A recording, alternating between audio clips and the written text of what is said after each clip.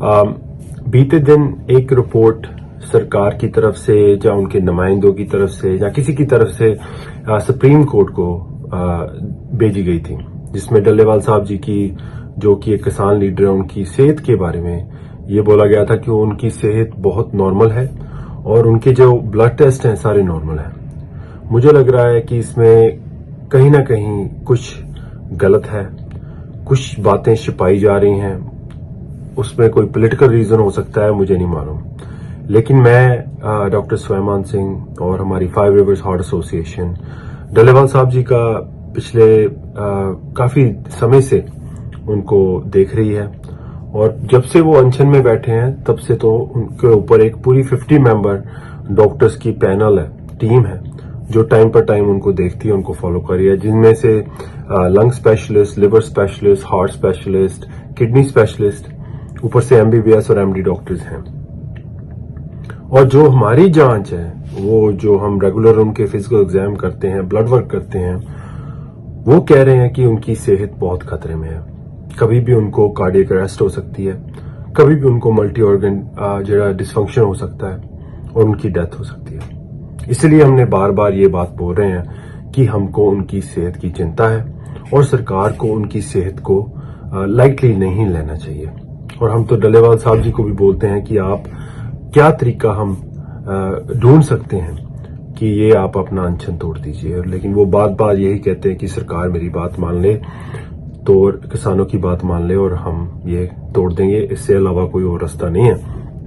अगर मैं लैब्स की बात करूं, जो हम तो काफी बड़ा पैनल टेस्ट करते हैं कि ऐसी चीजें हैं जो सरकार नहीं भी टेस्ट करती, जैसे कि बेटा हाइड्रोक्सी ब्यूटरेट, वो हम ब्लड में करते हैं। मुझे लगता है कई चीजें हैं जो सरकार ने नहीं की, अगर वो करते तो उनको मालूम पड़ जाता कि वाकई में क्या स्थिति है। बेटा हाइड्रोक्सी ब्यूटरेट काफी अप था, उनका कीटोन लेवल्स काफी अप था, जिससे मालूम पड़ता है कि वो अपने इंटरनल स्टोर्स यूज कर रहे हैं। उनके लिवर फंक्शन टेस्ट काफी अनस्टेबल आ रहे हैं, बिलीरुबिन ऊपर आ रही है। किडनी फंक्शन टेस्ट जो उनके है वो उनमें गिरावट आई है। जो उनका GFR है वो डाउन है, क्योंकि बेस्ट मेजर होता है तो बेस्ट मेजर करना चाहिए। जो उनके शरीर की सोच है वो ऊपर आ रही है, मैलन्यूट्रिशन दिख रहा है। फिर ऊपर से जो फिजिकल एग्जाम है, उनके जो वाइटल्स हैं वो काफी अनस्टेबल रहते हैं।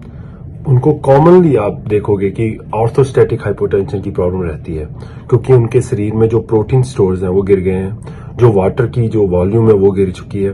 तो जब भी वो आप उठते हैं वो तभी उनका जो चक्कर आते हैं। बहुत बारी हमने ये चीज फेस की है। वेसोवेगल सिंक भी उनको काफी बारी हुई है। सो ये चीजें यही बताती है जो आदमी है वो काफी अनस्टेबल है। न्यूरोलॉजिकल एग्जाम में भी काफी प्रॉब्लम्स आ रही है, रिफ्लेक्सेस में, स्ट्रेंथ में, और ये सब नोटेड है। सरकार की भी जो रिपोर्ट है मैंने देखी है, जो डॉक्टर्स करते हैं, ये रिपोर्ट सुप्रीम कोर्ट वाली नहीं, वैसे उसमें भी उन्होंने ये चीजें नोट की हैं कि ये प्रॉब्लम्स आ रही हैं। सो आई डोंट नो कहाँ पे ये दिक्कत आ रही है या कौन सी ये पॉलिटिकल बात होगी, लेकिन डॉक्टरों के मायने से उनकी जो सेहत है अनस्टेबल है और हमको उनकी सेहत को की चिंता है। और मैं यही कहूंगा कि सरकार को अगर सुप्रीम कोर्ट को कोई चीज भेजनी है या किसी ने भी कोई करना है तो प्लीज आप एक्यूरेट कीजिए, क्योंकि ये ना हो डल्लेवाल साहब की सेहत को कुछ हो जाए और मैं कहूंगा उसके रिस्पॉन्सिबल फिर वही लोग होंगे जिन्होंने उनकी सेहत के ऊपर पॉलिटिक्स की या उनकी सेहत को लाइटली लिया। धन्यवाद।